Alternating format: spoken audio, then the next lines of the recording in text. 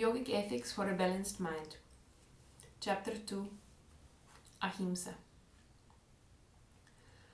Ahimsa means, in the simplest sense, not to inflict harm on others through thought, word, or action. Thought here implies mentally, in the realm of intentions, through planning or desiring to do so, whether actualized or not. Others refers not only to human beings, but to all living beings, and in this line of thought naturally also includes the creation as a whole, being a composite of living entities and the environment necessary to sustain them.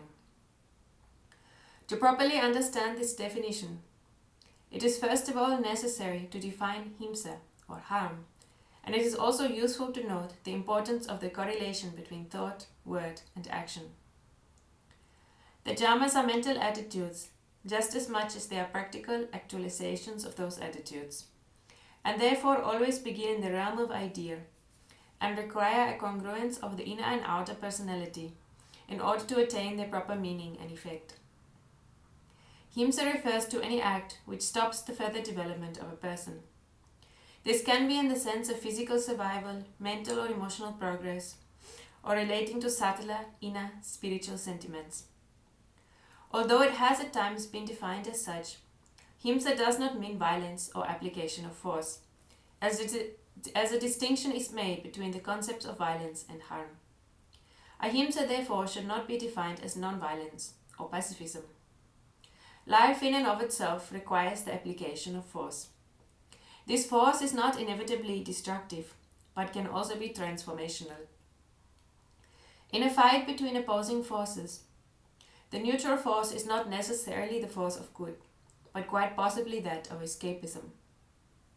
To defend oneself or another when attacked is bravery, and not to do so cowardice. There is no question here of the intent to harm, but rather of courage in self-defense and also of altruism in the case of protecting someone other than oneself. Non-violence as a slogan may serve as a useful political tool, but even then does not automatically imply a moral high ground placing its followers on a pedestal above criticism. Everything depends, as always, on the context. And there is no universal equation which can automatically deduce the righteousness of any said group or individual in all situations. Violence may at times be justified in order to prevent further harm, though obviously not as something desired, and the application of force, for example as circumstantial pressure, also has its place. Ahimsa also should not be interpreted in such a way that it makes life impossible. It is not the refusal to kill mosquitoes or to partake in agriculture for fear of killing pests, or a negation and thus violence towards one's own body in order to fulfill such ideals. Its purpose is not to produce a piety that becomes an unreal abstraction and paradoxically deadens the moral sense of the individual.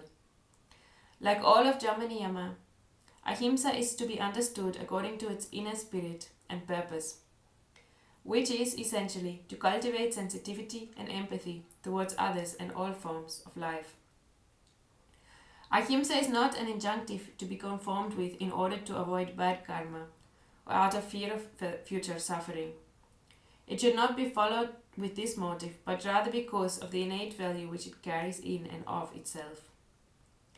If one desists in harming others only out of fear of the possible negative reactions, although perhaps this may have some social value as long as the control of fear remains, and even in this case it is hardly the preferred base to construct society upon. On a psychological and spiritual level, it means little. In some sense, perhaps worse than little, as it produces a kind of hypocrisy in the personality and another problem to be solved in the long term. Ahimsa is not a ritual to be applied mechanically. It rests upon something much deeper than this, upon some archetypal base of what it means to be human. What does it mean, in essence, to intend not to harm another, not to obstruct their progress in any level?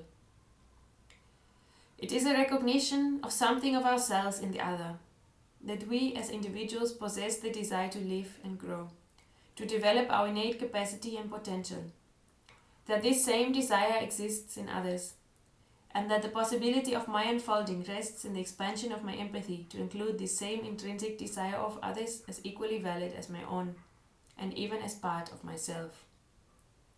That, in a sense, one becomes all the truer the more one realizes himself in the other. Ahimsa is a recognition of the existential value of life and not only of its usefulness. It is the cultivation of subtler human sensibilities and not the utilitarian callousness and cynicism which offers to fill their place, wherein he who has no love in him values the gifts of his lover only according to their usefulness. Or expressed in another way, one thing you may ask yourself is if you believe each individual is divine. You may say perhaps not, but you certainly act as though you do. Even when this sentiment is unconscious, or even in denying any concept of divinity. Generally we do act out of such an innate acknowledgement, albeit at times in fits and starts, and in a very imperfect way. If we did not, there would be no civilization to speak of. That our civilization is imperfect is a reflection of the fact that we enact this recognition through our imperfections, and not that it is not so, for we can continue trying to make it so. When we do not, it reflects back upon us as individuals as psychological and emotional disturbances, or if we become accustomed to it, as a debasement of our sensibilities and perception, and thus a limiting of our intelligence and possibility to growth. On the collective level, when we negate the value of others, or see only the mechanical value, or place the value of some above the rest, the collective version of oneself as above everyone else, the result is tyranny and cruelty on a mass scale, of which history has borne testimony to countless times. In Dostoevsky's novel Crime and Punishment, the protagonist, Raskolnikov, serves as a kind of symbolic representation of this idea. Although intellectually he had created every kind of justification for his crime of murder, and emotionally did not experience repentance, yet criminality refused to assimilate and harden into his nature. His actions reflected back on him in the inner psychological level, causing him to become mad. Life disgusted him, and all attempts at kindness from others produced a kind of repulsion within him. He sought redemption even whilst rejecting the very idea of it, and even when refusing to feel guilt. This is what is meant when it is said that Ahimsa rests upon some archetypal base of what it means to be human. It is something we cannot remove from ourselves, not even by actualizing its apparent opposite. In the terminology of Tantra Yoga, this can be explained by saying that there is universal consciousness reflected within each human being, and that our innate nature is to seek expansion and to transform into that unconditioned consciousness, which is the permanent essence of the self.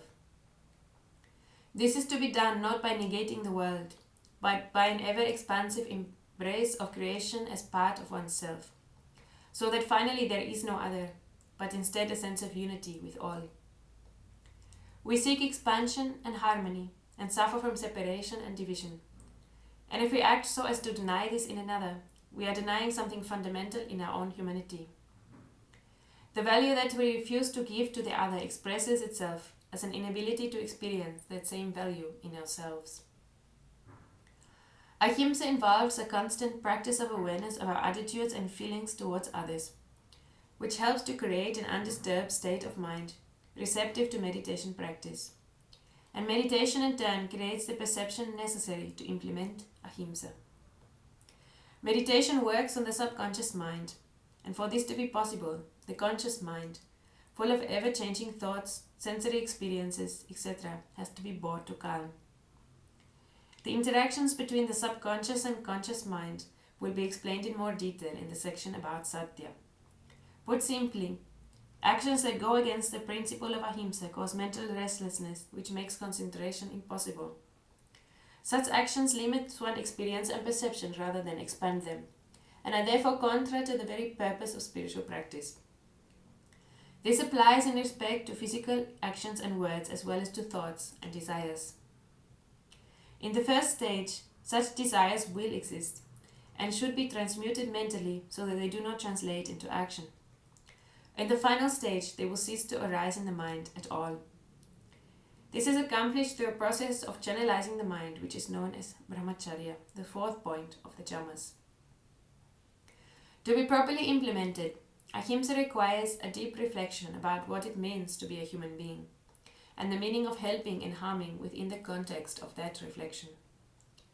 The scoldings of a mother to her child, done with love and the spirit of rectification, work to a benevolent effect, whereas insincere praise given at the wrong time, perhaps to soothe an uncomfortable situation in the short term, may contribute to produce a distorted narcissistic personality. What is and is not Ahimsa depends on the context, and the deliberation that it demands has the added benefit of impelling one to continuously reassess the meaning of one's own humanity and become more responsible as a person in the process. Harm may involve something as obvious as causing physical harm through violent abuse. It may be witnessing someone suffering, perhaps an unknown person, and neglecting to help them for the sake of not wanting to complicate one's personal life. Or perhaps an act done indirectly, planned by one person but carried out by another. It may be harm by negation, neglecting one's elderly parents, leaving them without company, suffering emotions of abandonment in the final stages of life. Harm may be perpetuated in insincere relationships, whereby playing with the emotions of the other for the sake only of personal satisfaction, a cycle of mistrust is born. Harm may be mocking someone's sincerity or encouraging their perversion. The list of possibilities are endless. Perhaps one of the first and simplest things to be aware of in this context is how much we are influenced by selfishness. If selfishness and narcissism are there, it is easy to be compelled to harm. More than physical harm, the deepest afflictions we can cause to another are on the emotional level. Manipulations which disturb and confuse the capacity to give and receive love, or which produce cynicism and pessimism in the mind. Such acts can be long-lasting and difficult to undo. They harm by cutting short the natural flow and development of the personality and possibility of a person to comfortably express their full potential as human beings, physically, mentally, and spiritually. Often they create a repeated cycle of harm.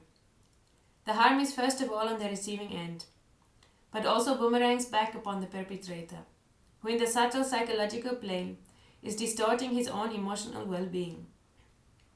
Ahimsa considers both of these, the effect on the other and the effect on one's own mind. Who we are is a result of the continuous interaction of ourself with the world, a composite of our actions and intentions towards the other. Essentially, there exists nothing that can be considered totally separate from our own self. On a different note, as through the practice of Ahimsa and meditation, one's sense of empathy expands, it also comes to include non-human forms of life. Although it is impossible to live without causing any destruction of life, nonetheless, the taking of another creature's life should be avoided as far as possible. There is a difference between the taking of animal life for survival and for the sake only of habit or mental satisfaction as food when not really necessary. Ahimsa as a part of a spiritual practice, for the sake of developing sensitivity to the value of life and knowing that animals also suffer pain and wish to preserve their existence, recommends a vegetarian diet. Aside from the moral aspect, this also has other physical and mental benefits which aid meditation. In this way, the desire to live and develop that resides within every creature is incorporated within our own self. It is this expansion of sympathy upon which Ahimsa in essence is based.